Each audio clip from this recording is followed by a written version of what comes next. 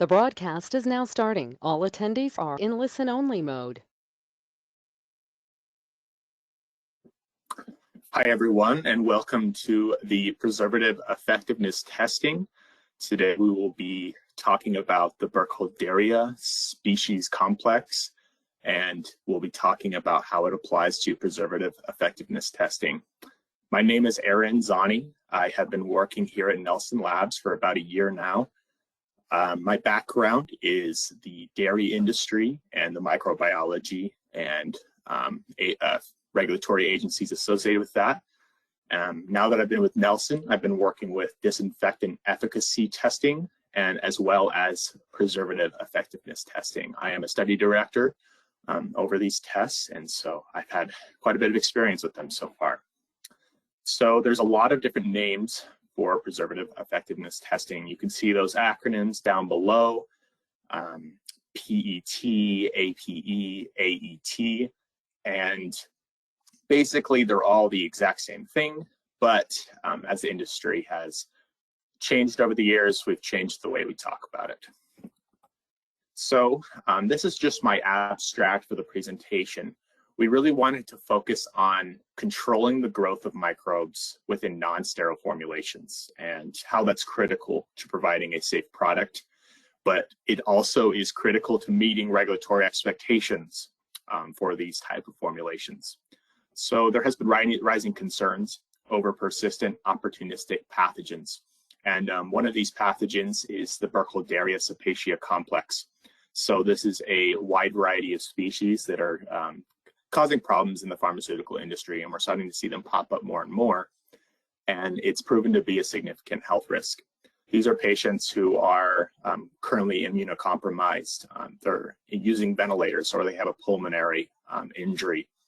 And this bacteria is opportunistic in that for those type of patients, it can start a pathogenic disease.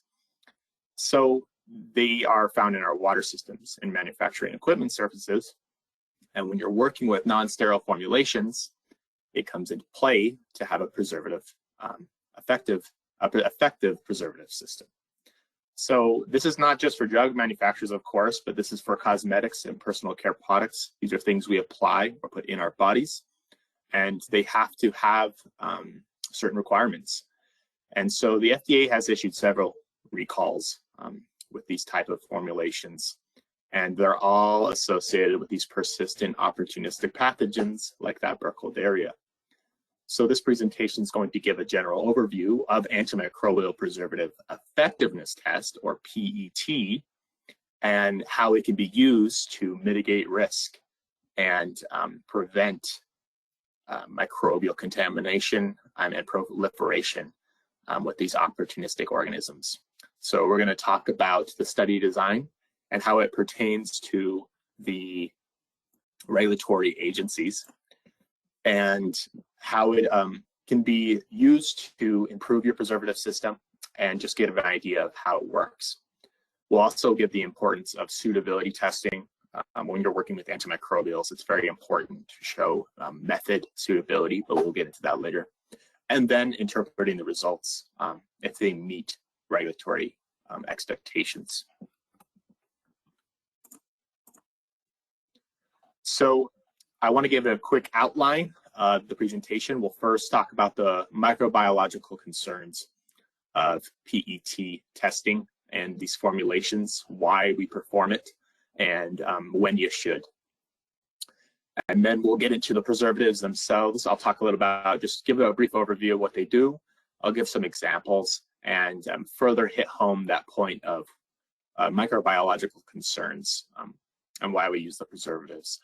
And then whenever you're talking about a formulation and a preservative system within that formulation, we need to talk about stability of the formulation. So you want to make sure that your product is going to remain stable throughout its life, and that your preservative system is going to stay efficacious during that shelf life.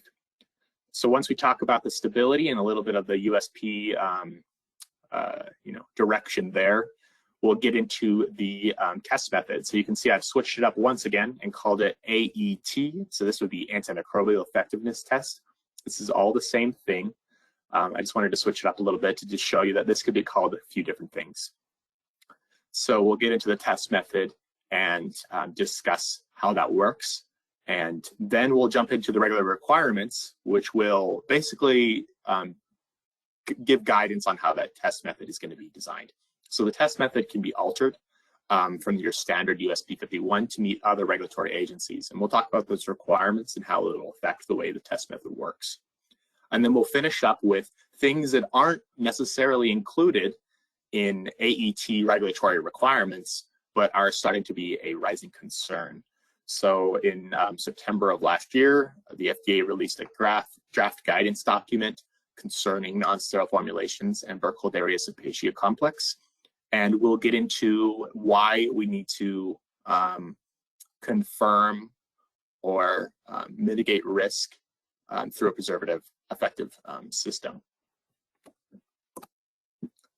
So some takeaways from this presentation. I hope that you understand the testing from a microbiological perspective. I hope you understand why we're performing this testing and why it's so important to provide the safety of the end user and when we're working with these type of products. And then hopefully you'll understand why the data, why we're getting this data and what it means. And hopefully it can help improve your formulation or give you more data to give you peace of mind that you are doing your best to mitigate risk of contamination and proliferation of organisms. Then you'll understand the regulatory standards and how to meet the requirements. It'll be a little dry section of our presentation, but it's very important to know how to meet certain regulatory agencies. And then we'll finish up with those concerns over persistent microorganisms. And I hope I give a clear view of why these microorganisms are so hard to deal with and present such a challenge for the industry.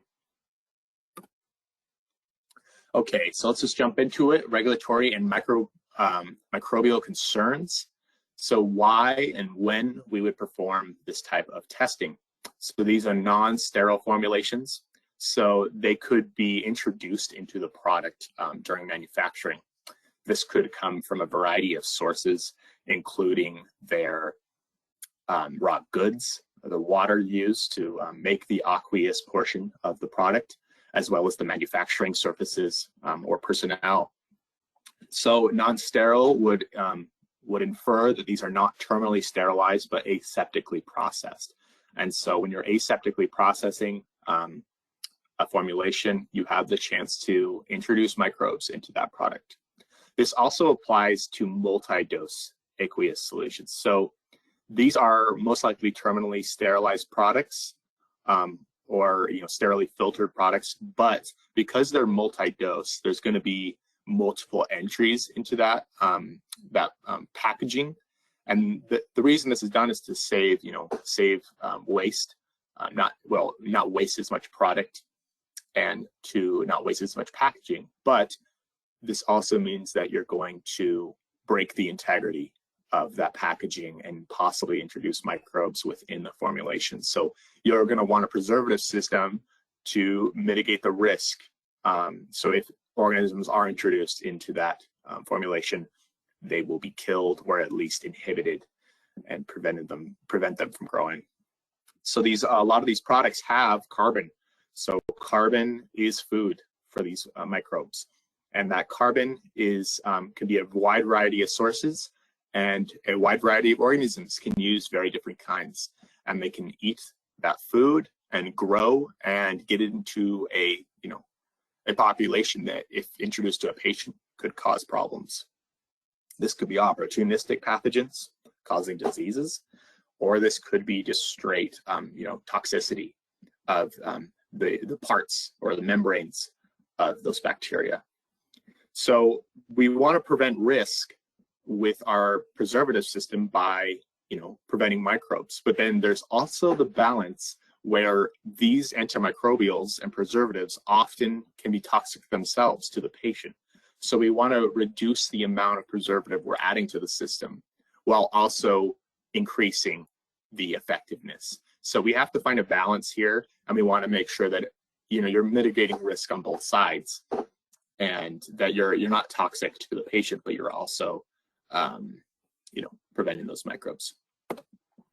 So this is a little excerpt from USP 51, and it basically explains what antimicrobial preserves are used for. So there's a couple different kinds of preservatives that are used in these formulations. You have antimicrobials and antioxidants. So an antioxidant is something to prevent oxidation. It's kind of right there in the name. But it's also just to, preserve the homogeneous solution, prevent precipitation, prevent color changes, and keep the product in its intended state for when it reaches the consumer and sits on their shelf or in the hospital, etc.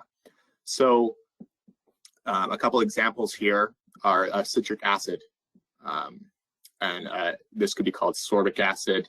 They're different chemicals, but same situation where it's an antioxidant, but also exhibits antimicrobial properties just due to the pH changes that it can perform in the product.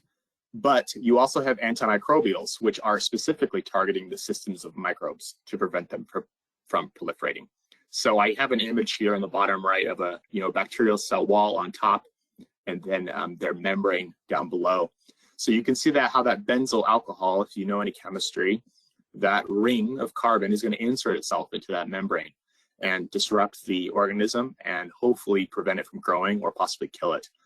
There's a wide variety of benzyl moieties in these preservatives, and they're all going to interact hopefully with that cell wall and cell membrane, disrupt these bacteria. You also have intracellular targeted processes. So those are going to be more of your benzyl alkonium chlorides, and those are going to hopefully get inside the cell and kill them from those very key processes that take place. And so when we're talking about these preservatives and chemicals which are added to these formulations, we need to talk about the stability. So this would be the chemical and physical stability of the chemicals and formulations. So we add at certain potencies or concentrations the antimicrobial or preservative. And we want to make sure that as that product lives or is sitting on the shelf, that potency or concentration does not diminish. And if it does, then it's going to reduce that effectiveness. So a part of non-sterile preserved formulations is stability testing to see how long it survives, to see if it does precipitate over time. Does temperature affect it? Does the pH change? All that chemical and physical properties.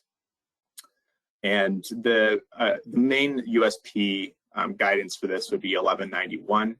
There's a lot of literature and guidance on stability, but this is one of those that kind of goes over the general overview of the factors. So when you're testing stability, you also want to consider your preservative. So after a year of sitting on the shelf, does your preservative retain its effectiveness? So we could perform AET, PET testing on the product as a fresh formulation, but also after it's been sitting in, let's say, advanced aging for a few weeks to see if that process changed the potency or changed the effectiveness of the preservative. So how are we testing these samples? So it's a controlled system outlined in the regulatory agencies, by the regulatory agencies. And the way it's done is that we prepare the sample as its final form. We hopefully can test the sample in its final packaging. We want this to be as similar to how it's going to reach the end user as possible. And then it is inoculated with organisms. So we provide that contamination, but we can do this in a controlled way so that we can measure the preservative's performance. So that inoculum is usually a very low volume. So I listed the USP 51 here, 0.5 to 1%. Really, the 1% limit is common in all AET, PET testing. And this is so that your preservative is not diluted. You don't want to dilute the product and change the concentration of the preservative, because then it's really not testing the formulation how it is intended to be tested, how it's going to reach the end user. So that is a very high point of control. We want to make sure that we're not changing the formulation.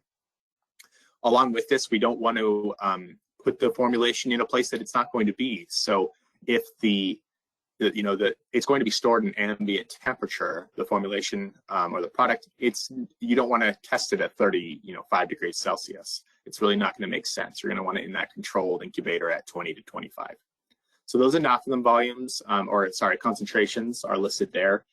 You can see that there's slightly less inoculum for antacid. Oh, that's a typo there, so whoopsie. But antacid preparations, they're going to have a lower concentration of organism. So that's going to be based on the risk levels for those type of preparations. And when we get into the regulatory side, we'll talk about why there's less risk for those. And so why the requirements and inoculums are different for those preparations. So once we've inoculated the sample, we're going to perform an assay at certain time points that are decided by what type of regulatory agency you're trying to meet. So those are just performed by performing dilutions, and we do normal microbiological spread plating or membrane filtration techniques onto agar.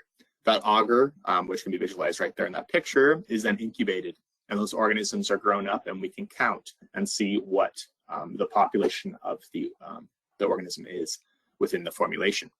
And then using our initial concentration, up there at the top, we can see how much organism has either died or grown at those certain time points. So I have made a quick mock-up chart here, which just gives an example of a couple different samples or microorganisms that are performing differently. So we can see at that 0 day where that 1 times 10 to the 5th to 1 times 10 to the 6th. And then as we assay in the following weeks, we can see the changes. So in that upper line, we see that this microorganism first started dropping off, but then after the 7 days seems to overcome the preservative and starts proliferating. And by the 28-day mark, it has actually increased in numbers compared to the initial concentration. And according to most criteria, this would be a fail for all organisms. Versus that bottom line kind of shows what we want to see is that 3 log reduction over the course of the 28 days, depending on what category of product we want, that we're testing. So anytime you're working with an antimicrobial or preservative, you want to make sure that you're able to neutralize that preservative, because if you carry it over into your plating techniques or your dilutions, if you're not properly getting rid of the preservative or neutralizing it, then that's going to prevent growth of microbes. So there may be microbes present in the sample that we just cannot count. So we have to make sure we neutralize those antimicrobials and preservatives so that we can actually recover the bacteria. So USP Chapter 51 has its conditional requirements for neutralization, which is kind of linked to USP Chapter 1227, which specifically talks about microbial recovery methods and qualifying those methods. So neutralization can be done through dilution, chemical neutralization, or physical removal. This would be like filtration of the aqueous sample. Dilution can just be done in saline, pure water. And what this would be is just, diluting out the preservative so that it's not at an inhibitory concentration anymore. The problem with dilution is that if we keep diluting out the preservative, we're also diluting out the organism. And this creates a limit of detection. So if the concentration of organisms is lower than that limit of detection produced by the dilution, you may not be able to say how many organisms are left in the product due to that limit of detection. And that could cause problems when you're trying to get a 3 log reduction, but your limit of detection is outside those parameters. And so you cannot meet the requirements of the USP or EP because of that dilution. So in that case, we would employ neutralizers. These neutralizers bind and inactivate disinfectants or preservatives. Generally, they are good at neutralizing antimicrobials, and we have a wide variety of neutralizers available in Nelson Labs. And our most common is, D-Angli or Leth, the neutralizer broths. So and you can always combine these. So you can have a neutralizer that's going to inactivate the antimicrobial, but you're also going to dilute that neutralizer. So you'll perform dilution and neutralization with chemicals, and that can provide a great way to recover organism. And for things that are a little harder to tackle, such as antibiotics, where you can get some neutralization via these neutralizing broths, but you're also gonna, you still have residual activity. In that case, we can employ low binding filters that will retain the organism, but allow those volatile chemical compounds to pass through. So the requirements of the test are that when we compare neutralized product and just normal neutralizer or saline, that the neutralized product shows the same recovery of organisms. So how we do that is that we inoculate neutralized product with a controlled inoculum. This would be less than 100 CFU of the organisms. That way we can say if a small amount of organisms can survive based on how we neutralize the product. And the requirements are that 50 to 200% recovery is observed when we compare the sample to a control.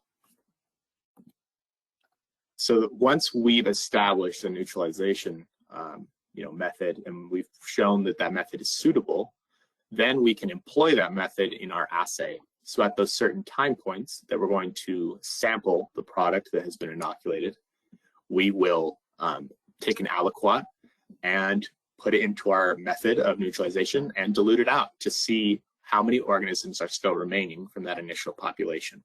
And you can see just how a dilution scheme works here. This is just basic microbiology. You do a 1 to 10 dilution until the organisms are sparse enough that we can count them and then back calculate to see what the original population was. Those counts are then compared to the positive controls. And the positive controls are those initial inoculums that we talked about at the beginning of this presentation. So from that, we can calculate a log reduction. So that would just be the log of the inoculum counts minus the log of the recovery counts. So if you have growth, the log reduction is actually going to be negative, a negative reduction. So that would not be good in this test. We don't expect to see that. We would see usually, the required log reduction based on your preservative system. So the organisms that we inoculate with are based off of regulatory requirements. These include a panel of microorganisms ranging from a mold, yeast, to bacteria. You can see that both gram-negative and gram-positive bacteria are represented in this panel. The European pharmacopoeia only requires E. coli in certain oral preparations, but usually these are always tested due to USP 51 requirements, which has E. coli listed. So you can have other challenges as well.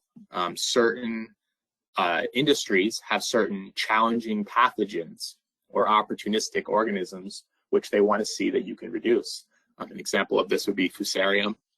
This is associated with eye care products. And then certain European have certain yeasts that they want to see. If there's a lot of sugar in your formulation, they want to make sure that your preservative system prevents growth of certain yeasts.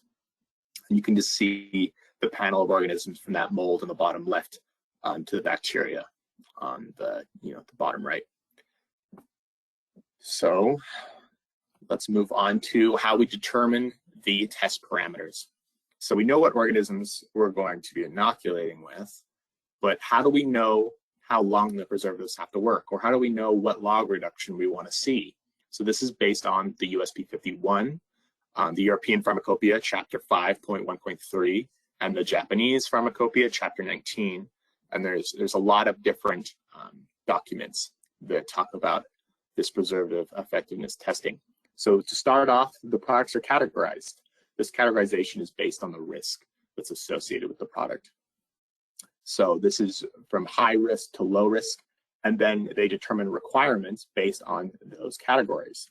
So certain log reductions are going to be required based on how risky contamination would be in that product. So some quick definitions, a no increase or NI, that's going to be no growth or proliferation. So when you're talking about no increase, there's going to be natural sampling error. This is a microbiological aspect of testing where we're working with populations of organisms. So there's going to be some slight error or variation in how we enumerate that population. So when these regulatory agencies are saying no growth or proliferation or no increase, they're saying within 0.5 logs. So they give you that error just due to the natural variation of the test. And so if you're within 0.5 logs, that would count as no increase. There's also no recovery, or NR, and that means at that dilution, let's say you're doing a 1 to 100 dilution into neutralizer, and then you plate that out. At that 1 to 100, there is no counts or colonies. Virtually everything at that level is dead or inviable. So that's basically what that means, is that there's no counts or colonies on those agar plates. So USP 51 requirements are listed here. These are the categories. So I added these pictures just to help solidify in your head what we're talking about. So we have injections as category 1. So these are things directly introduced to very sensitive areas of the body. These would be your parenteral products, otic products, so for your eyes, sterile nasal products, and just basically anything into a mucous membrane, anything contact with that very critical area or directly into the body. If you have organism contamination, it's very risky to the patient to introduce that. And also the toxicity of the preservative system is going to be very important here, because directly injecting preservative into the bloodstream can produce adverse reactions. So those categories are considered the highest risk, and so they'll have the strictest requirements that we'll go into. But you can see as we go down, we're going to work into more a cosmetic style or topically applied drug product. So these are still aqueous, but they're not as risky because they're not being directly injected into the body or applied to the those mucous membranes, but they could still be applied to mucous membranes. So they could still be near the eyes or nose. And so they're still very risky if they were to become contaminated. And as we move down, we get into an oral product. The reason that this is less risky is because it's being introduced to the stomach. It's a little more harsh environment, not exactly ready for growth of the microbe, but it does not mean that microbes cannot survive these areas of the body. And it doesn't mean that there's not associated risk with these. And as we get into the case studies mentioned in the draft guidance document, we'll see an example of when these oral products can still be very risky if they are to become contaminated. And then we finish with the antacids made with an aqueous base. So these are just more naturally antimicrobial in nature. And so there's less risk associated with them, and so they'll have a little less requirements. So those requirements are listed here. I'm not going to go through every single thing on these slides, but I do want to just have this information out there. So for category 1 products, those are those intravenous or parenteral products. They want to see a log reduction, 1 log reduction of bacteria at that first week of 7 days. They also want to see 3 log reduction, no less than 3 logs from 14 days. And then no increase, or basically you maintain a 3 log reduction until the 28-day mark.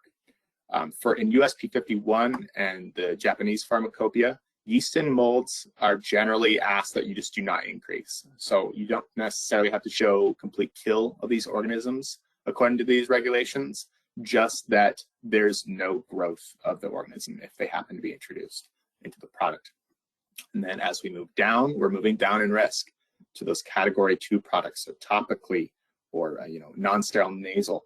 And these require a little less strict requirement of 2 log reductions at 14 days and then no increase. And you can see that yeast and mold remains the same. And then as we keep moving down, we can see that the log reduction requirements are starting to get more relaxed, finishing with that category 4 product where they just don't want to see growth. You don't have to necessarily reduce the organism by a log, but they don't want to see any growth of the organism. So this comes into play is that you could have a proper preservative system according to this category 4 requirement that there's just no growth, but it does not control contamination. So something we want to bring up is that a preservative system is not a fail-safe. It is not a substitute for good environmental and contamination control in your facilities, because you can meet this category, you can meet this risk reduction but it doesn't mean that you're not, contaminating your products with your raw goods or water, leading, to opportunistic pathogens being introduced into your end user.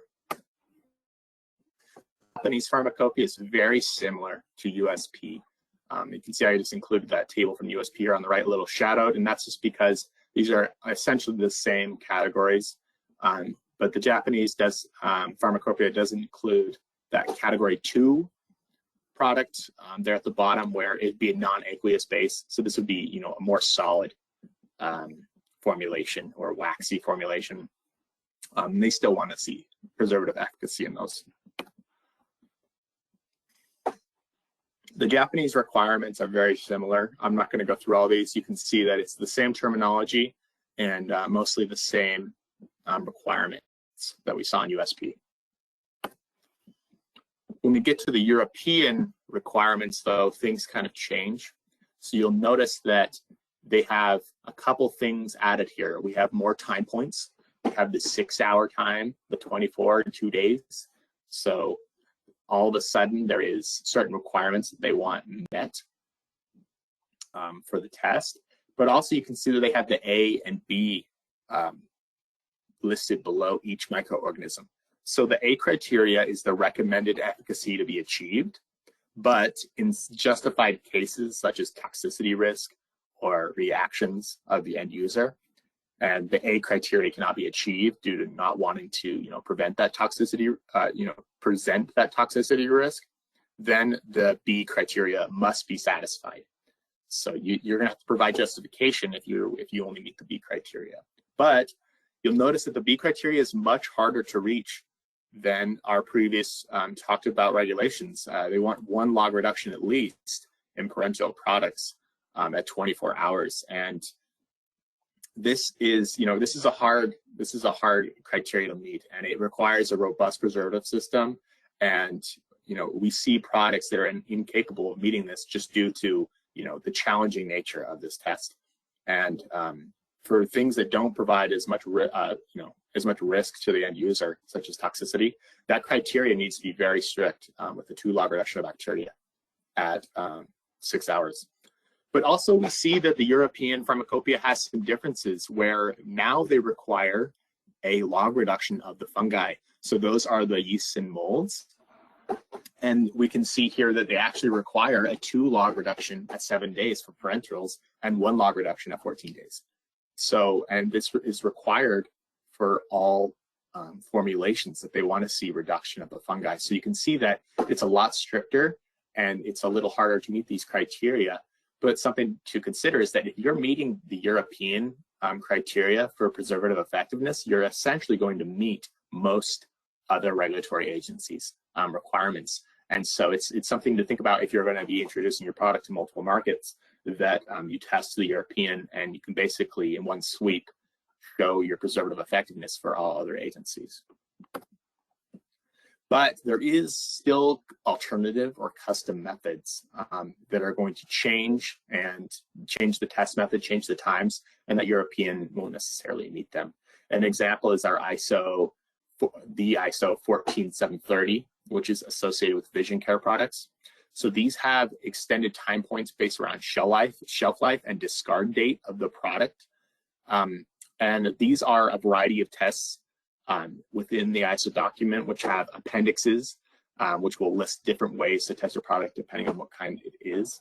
These include re-inoculations. So this is something a little different where at 14 days, they want to re-challenge with basically the same inoculum, just 1 log lower, and see is the preservative system capable of handling re-challenges if more microbes are introduced.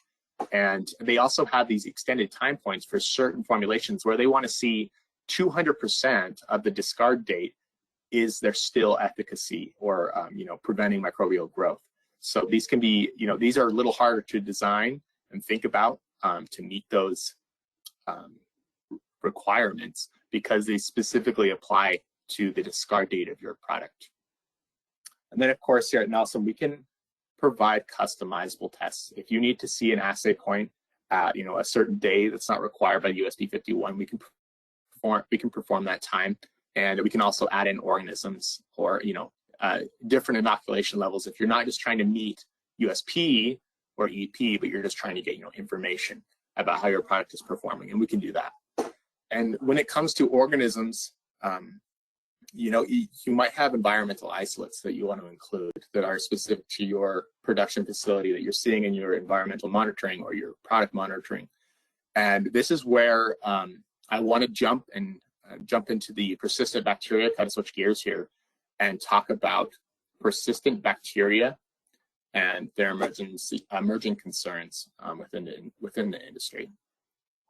So bacteria are capable of creating biofilms. These biofilms contain reservoirs of bacteria that can shed into products where they can grow and persist.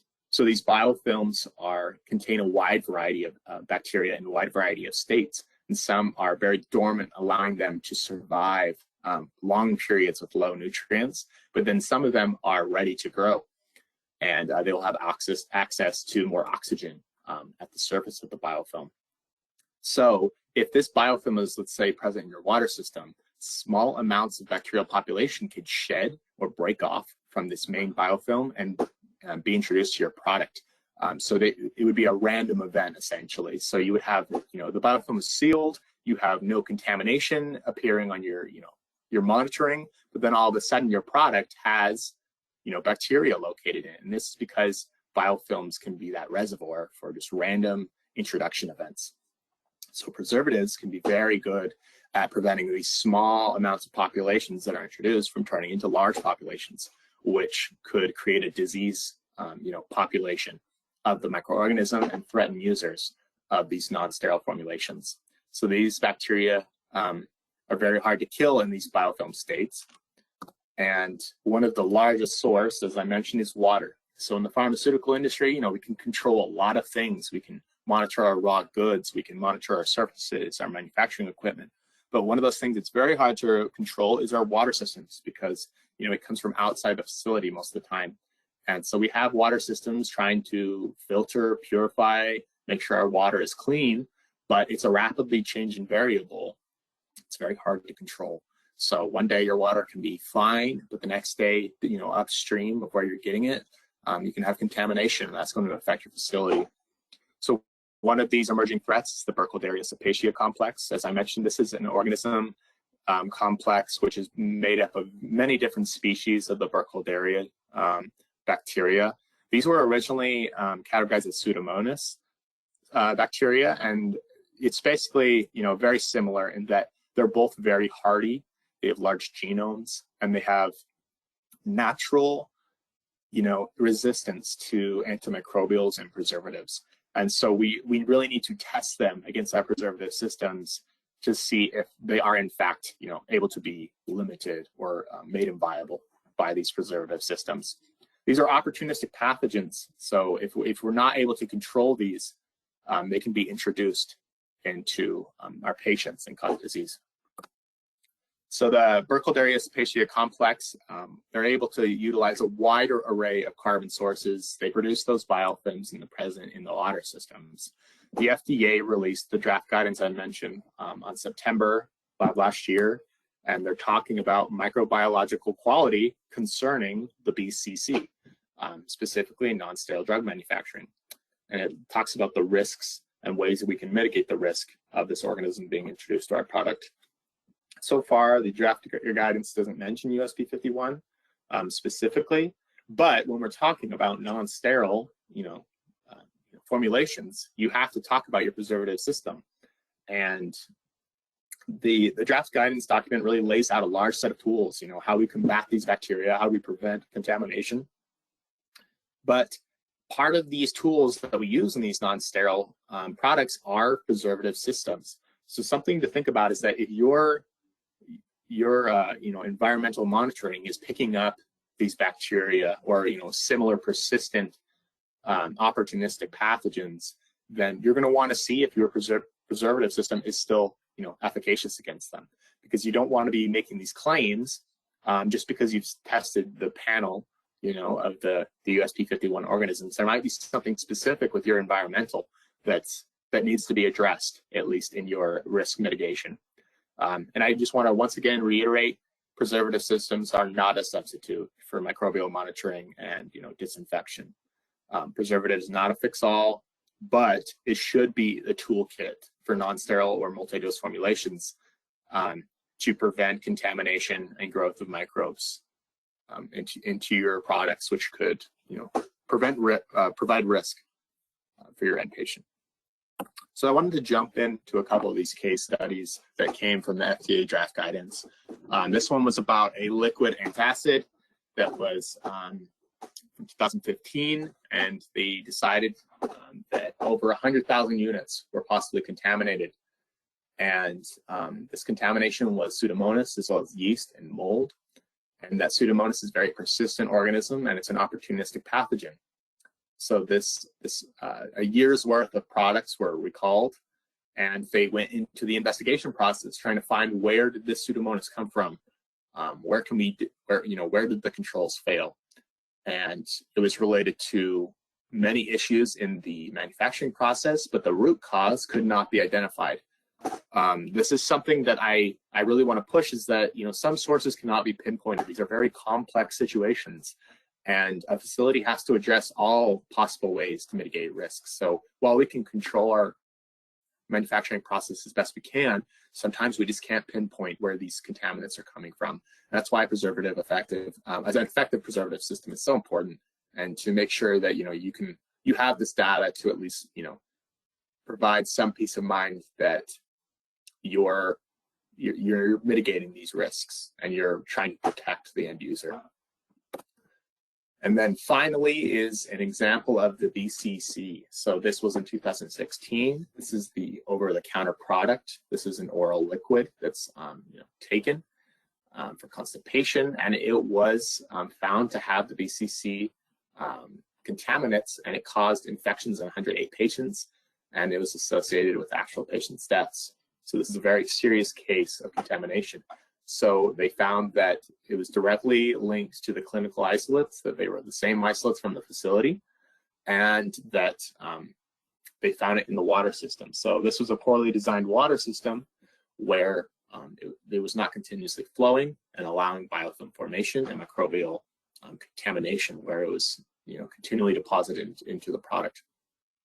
So these are an example of when the other controls failed to prevent risk to the consumer, and it is just hitting home that these are very hardy organisms, and they are a high risk for your patients, and we want to make sure that we're providing the best controls for these organisms, including a preservative system. So if you are recovering these organisms, it might be something to look at and see if your preservative system is even effective at tackling these organisms, because they're found to be very resistant and hardy.